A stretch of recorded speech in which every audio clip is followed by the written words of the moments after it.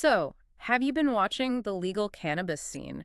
It's shifting so fast, especially in places, well, places you might not expect, like Texas. Oh, absolutely. That's exactly what we're diving deep into today. It's this really fascinating and honestly pretty intense situation unfolding there right now. You've got cannabis laws, big money, and yeah, the fate of thousands of small businesses hanging in the balance. It really is fascinating. Mm. And what strikes me is how legislation, stuff that looks like it's for the public good on the surface, can sometimes hide, well, much deeper intentions. Right. Today, we're digging into a whole stack of sources that basically lay bare what some analysts, like Nug Notes, are calling a high-stakes weed war down in Texas. A weed war. Okay. Yeah. So our mission today really is to cut through the noise. We want to look at the laws being made, the big players involved, and the actual real-world impact, so you can get a handle on what's truly at stake for cannabis in Texas. And specifically, how these recent bills might just completely reshape the market. Who wins, who loses. Exactly. Who benefits, who loses out. Mm-hmm. And there's this critical September 1st deadline looming over everything. It adds a real sense of urgency. Okay, so diving into these sources, what jumped out at me right away was this quiet but really powerful push. It's coming from just 3 licensed medical cannabis companies already operating in Texas. Mm.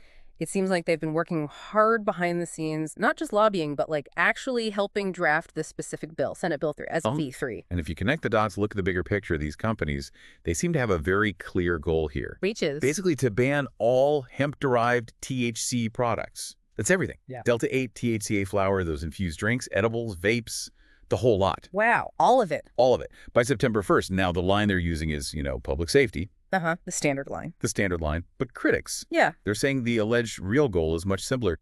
Just eliminate the competition. Wipe them out so they can take over the entire legal THC market in Texas. And these 3 companies are? Texas Original Compassionate Cultivation, or TOCC. Hmm. Good Blend, which operates as Certera, Texas. And a newer one, Blissful Canico. Okay, that's quite the strategy. So if we follow the money here, how much are we talking? What kind of financial push have these 3 companies made? Well, it's significant. The sources we looked at suggest they've collectively spent upwards of $546,000, and that's just what's reported. $500,000. Yeah, on lobbyists, specifically GOP-connected lobbyists. Yeah. So while they're framing SB3 as this public safety thing, Right. critics are calling it exactly what it looks like. Corporate consolidation just dressed up as regulation. Okay, can we break that down a bit, like Texas Original? Sure. TOCC Texas Original. Majority owned by a group called AFI Capital. The CEO is Nico Richardson, their lobbyist. Logan Spence. Now, Spence isn't just anyone. He's the former chief of staff to Lieutenant Governor Dan Patrick. Ah, okay, a direct line. The very direct line. And their lobbying spend, according to Transparency USA, is somewhere between $208,700 and $417,000. Just them. And it's worth noting, back in 2022, they supplied something like 77% of all the medical cannabis in the state's program. So they're already a huge player. A huge player with deep pockets and deep connections. What about the other 2? Are they playing a similar game with lobbyists? Seems like it. Good Blend, or Certera, Texas, is controlled by Tommy Craddock Jr. And that name might ring a bell. He's the son of the former House Speaker, Tom Craddock. Okay, another connection. Right. And their lobbyist is Louis Science, who used to be Governor Abbott's chief of staff. Their spend reported between $53,000 and $129,000. So connections to the governor's office, too. Exactly. And then there's Blissful Canico. They're the new kid on the block, just launched last December 2024. Mm. What's interesting is they were formed right before SB3 was filed, and they immediately came out endorsing the ban. Timing's interesting. Very. Their lobbyist is Taylor Cummins, apparently a law school friend of Dan Patrick's assistant general counsel. Their spending isn't disclosed in the same way, but they registered just in time to push hard for SB3. Okay, so it's pretty clear these companies have some very strategic, very high-level political connections. Definitely looks that way. But almost at the same time as this SB3 push is happening, another bill, House Bill 46, HB 46, that one just got signed into law, like yesterday, June 21st. And on the surface, HB 46 was framed totally differently. It was celebrated, Texas finally getting a real medical cannabis program.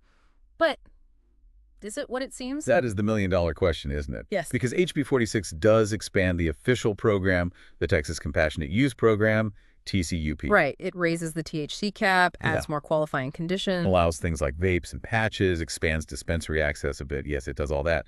But the timing, it feels incredibly strategic, maybe even suspicious. Oh, so? Because it's happening right as SB3 is threatening to ban all those popular hemp products that, frankly, way more Texans are actually using right now. Okay. So while HB 46 looks like it's expanding access, critics are calling it a Trojan horse. Why? How does expanding access become a threat? What's the catch? Well, the argument is this. The expanded system under HB 46 is still incredibly restrictive. You've got very limited product doses allowed, still no smokable flower. Still no flower, okay. And only 15 dispensaries total for a state of 31 million people. It's tiny. 15 dispensaries for all of Texas. 15. So the argument is, yeah, Texans might get more official recognition on paper through TCUP, but the real risk is they lose access to the THCA products they actually use. They lose consumer choice, and all those small hemp businesses get wiped out. So it funnels everyone towards this very narrow, very controlled system run by, well, likely those same 3 companies. That's precisely the concern. It effectively helps those companies capture the market. Think about, a small family-run hemp shop out in rural Texas. For them, HB 46 isn't an expansion. It feels like an existential threat if SB 3 passes alongside it. Okay, let's talk about that threat. What does this potential hemp ban actually mean? For everyday Texans, for those small business owners, for the state's economy, this goes way beyond just cannabis laws, right? It's about people's livelihoods. Oh, absolutely. It's huge. Our sources, places like the Texas Hemp Business Council, the Houston Chronicle, they paint a really stark picture. How stark? We're talking about potentially wiping out over 7,500 small businesses across Texas. 7,500? Yeah. And putting over 50,000 jobs at risk. Direct jobs. 50,000 jobs? Yeah, and the economic hit. An estimated $5.5 billion in annual sales statewide. Gone.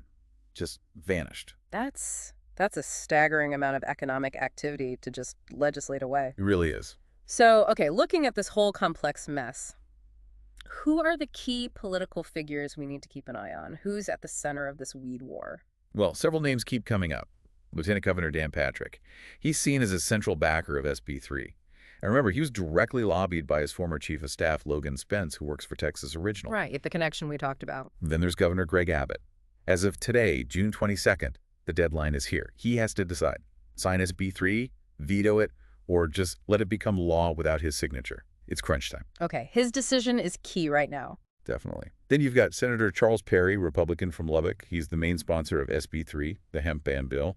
But, interestingly, he's also a co-sponsor of another bill, SB 1505, which actually expands the medical program, TCUP. Playing both sides a bit there. Or hedging bets. It certainly looks complex. And Senator Cesar Blanco, a Democrat from El Paso, he's a co-author on that same pro-medical expansion bill, SB 1505. Okay. And finally, House Representative Ken King, Republican from Canadian.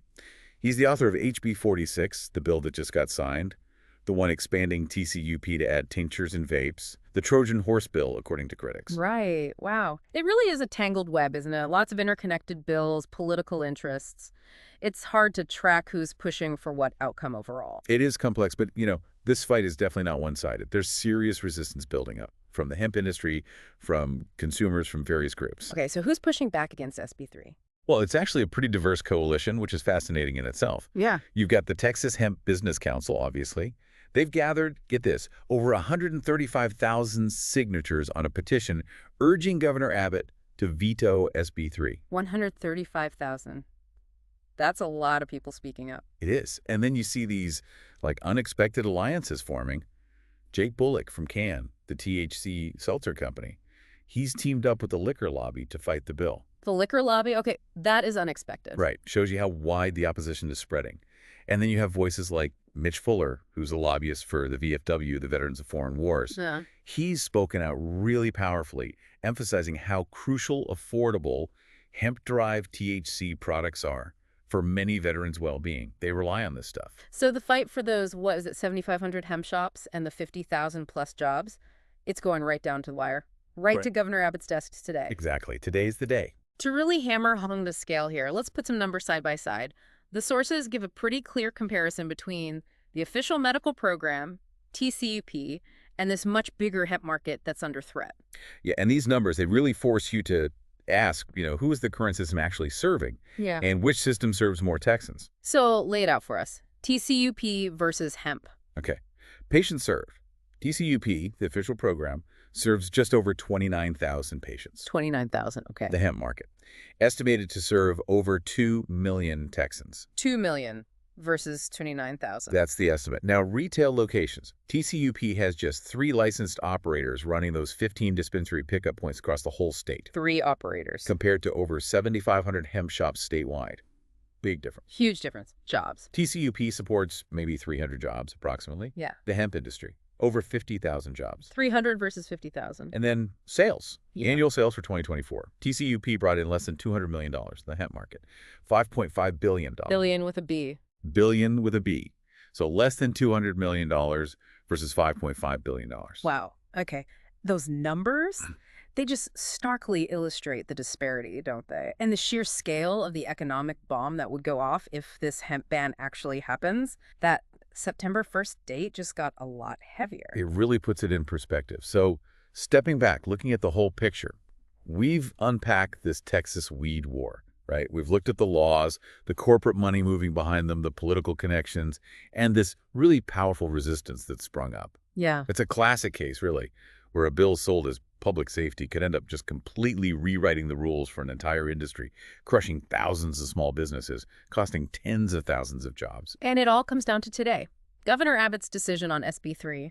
That's going to determine basically whether cannabis in Texas is about broad access and choice for the people or if it's mainly about consolidating power and profit for just a handful of the corporations. That's the crux of it right there. So, for you listening, here is something to chew on.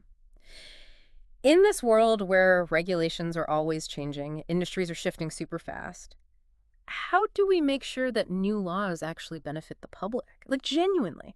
How do we stop them from just maybe even accidentally creating monopolies? And maybe more pointedly, how much transparency do we really demand? Do you demand? From the whole lawmaking process, especially when you know there are powerful, wealthy interests involved playing the game behind the scenes, what level of openness should we expect?